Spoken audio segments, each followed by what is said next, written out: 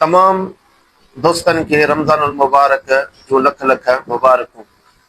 सवाल इहो थियो आहे त को शख्स रोज़े जे दौरान बेहोश थी वञे त उन जो रोज़ो टुटी पवंदो या न। बिस्मिल्लाहिर रहमानिर रहीम।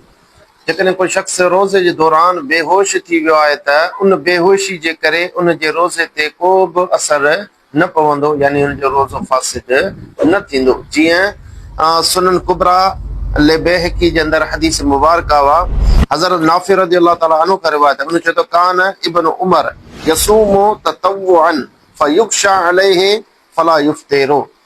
हज़रत अब्दुल्लाह बिन उमर रज़ियल्लाहु ताला अन्हुमा नफली रोज़े जे दौरान बेहोश थी वेंदो हुयो त उन दौरान अफ़्तार यानी रोज़े खे टोड़ींदो न हुयो, उन रोज़े खे बरक़रार रखंदो हुयो। इन मां मालूम थियो त जेकॾहिं रोज़े जे दौरान बेहोशी थी वञे त उन सां रोज़े ते को बि असर। अहिड़ी तरह मखदूम मोहम्मद हाशिम ठटवी रहमतुल्लाह ताला पंहिंजे किताब मज़हरुल अनवार जे अंदरि फरमाए थो त औ अग़मा अलैहि यसिहु सौमुहु फी ज़ालिकल यौम।